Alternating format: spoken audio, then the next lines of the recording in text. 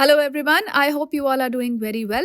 Welcome to this edition of our Sunday series, Places in News, where we bring to you some of the places that have been in news lately. Let's begin with our today's discussion with the very first location as Equatorial Guinea. Now, recently, Kerala Chief Minister wrote to the Prime Minister to facilitate the release of 16 Indians who have been detained in the Equatorial Guinea. Let us look into the map where it is located. So, as you can see in the map, the shaded portion, Guinea or the Republic of Equatorial Guinea, is a country on the west coast of Central Africa and it has an area of around 28,000 kilometers square. So, Equatorial Guinea is a tropical country that is located on the west coast of Africa that borders the Bight of Biafra in the Atlantic Ocean and it is between Cameroon and Gabon. It shares its maritime borders with the countries Nigeria and Sao Tome and Principe.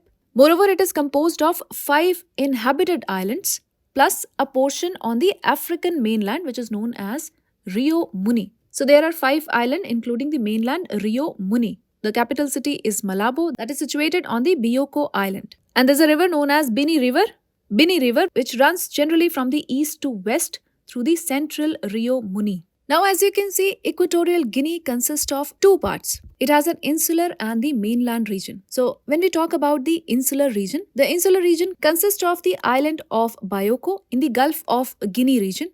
And with this, we also have another island, Annobon, which is a small volcanic island, which is the only part of the country that is south of the equator. Now, coming back to the Bioko Island, it is the northernmost part of Equatorial Guinea. And here we have the country's capital, which is named as Malabo. Now, talking about the mainland region, as you can see over here, it is known as Rio Muni. So, Rio Muni is bordered by Cameroon to the north. We have Cameroon over here. And we have Gabon to the south and east. And this is the Atlantic Ocean. And here we have the region, which is known as the Bight of Biafra. Now, talking about rivers, we have the Bini River. So, as you can see, the river passes through the entire country, the Bini River. Now, important fact about Equatorial Guinea is that it has become one of the sub-Saharan Africa's largest oil producers and therefore it has subsequently become the richest country per capita in Africa. So this was a little bit about Equatorial Guinea. Now let us move on to our next location and that is Lake Victoria. So recently Lake Victoria was seen in news as a small passenger plane crashed into Lake Victoria on approach to an airport in Tanzania. Now, if we look into the map, as you can see here, we have Lake Victoria, which is the world's largest tropical lake and also the second largest freshwater lake. Now, Lake Victoria touches equator in its northern side and it covers a total area of nearly 68,800 kilometers square with a maximum depth of nearly 80 meter. Therefore, it is considered to be relatively shallow. Now, let us talk about some key facts. Lake Victoria is also known as Victoria Nyanza. And it is the largest lake on the African continent and also the biggest tropical lake in the world. Now, Lake Victoria is one of the African Great Lakes and it is also the second largest freshwater lake on earth after Lake Superior in North America. Now, talking about the history, the British Indian Army officer and explorer John Hanning Speke was the first European to discover the lake in the year 1858. So, the lake was named by him in the honor of the British monarch Queen Victoria.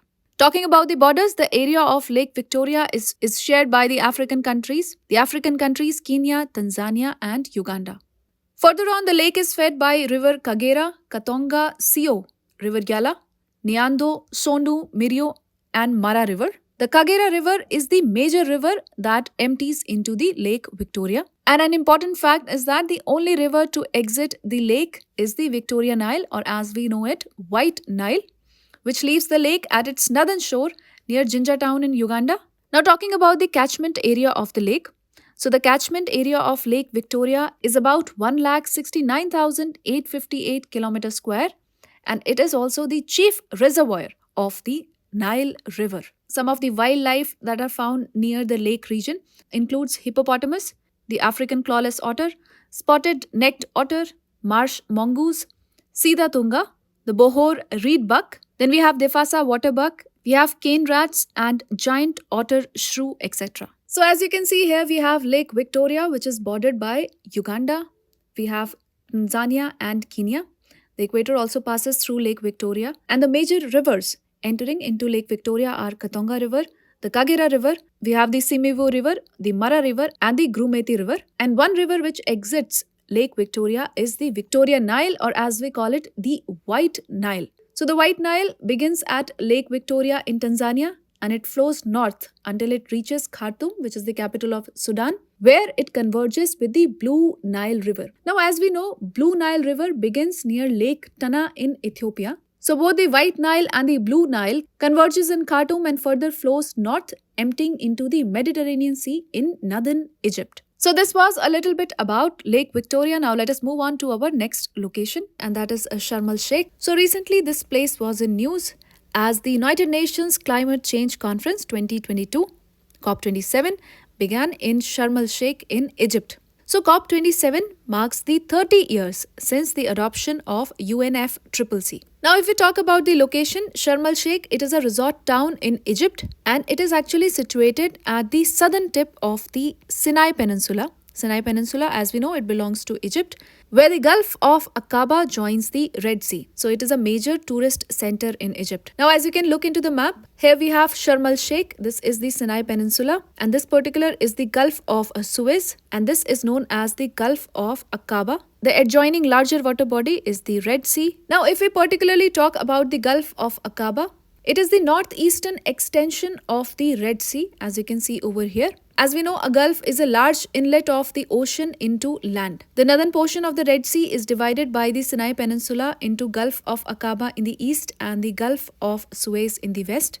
Now here, as you can see, the Gulf of Aqaba is bordered by the countries. We have Israel, Jordan, Egypt and Saudi Arabia. Talking about the geographical features, the Gulf of Aqaba forms an integral part of the Eastern African Rift System and it was created by seismic activity along the Afro-Syrian Rift. So in a larger map, as you can see, this is the Sinai Peninsula, this is the Gulf of Suez and here we have the Gulf of Aqaba. And this particular is a place known as Sharm El-Sheikh. So this was a little bit about Sharm El-Sheikh. Now let us move on to our next location and that is Qatar. So this is in context of the 8 ex-Indian Navy men that are in Qatar custody since long. And therefore, the Ministry of External Affairs has written to Qatar for their early release and repatriation. Repatriation means return of someone to their own country. So talking about some of the key facts about Qatar, the capital city is Doha. And the country shares its sole land border with the neighboring Saudi Arabia to the south. So the rest of the territory is surrounded by the Persian Gulf. We also have the Gulf of Bahrain, which is an inlet of the Persian Gulf itself that separates Qatar from nearby country Bahrain. So as you can see in the map, here we have Qatar and this is Bahrain. And in between we have the Gulf of Bahrain and this particular is the Persian Gulf. And here we have Saudi Arabia, the only country which borders Qatar to the south. So the country has been ruled as a hereditary monarchy by the House of Thani.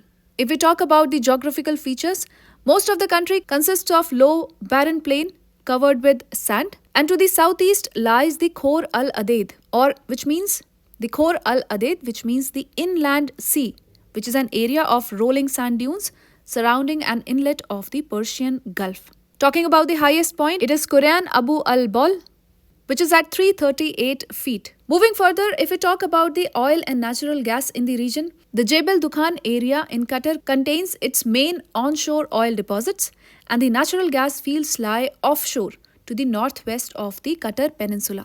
So as you can see, this is Qatar. The capital city is Doha.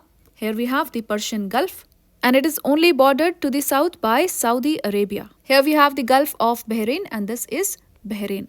So this was a little bit about Qatar. Now let us move on to our next location. And that is the famous Ranthambore National Park. So recently it came up in news as the National Green Tribunal has ordered that Ranthambore Festival.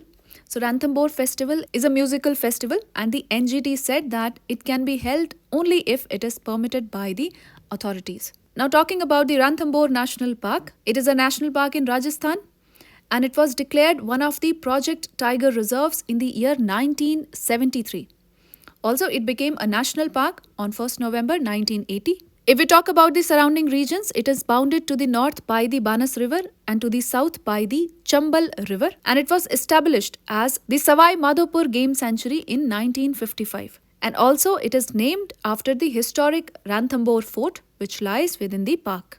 Now, the Ranthambore forest type is mainly tropical dry deciduous with dhak, which is scientifically known as Batti monsoperma. It is a species of tree that is capable of withstanding very long periods of drought. So this is named as. So this was a little bit about the Ranthambore National Park. And with this, we call it a wrap of today's edition of Places in News. I hope you liked the video. I will see you with some other video. Till then, take care and do stay tuned.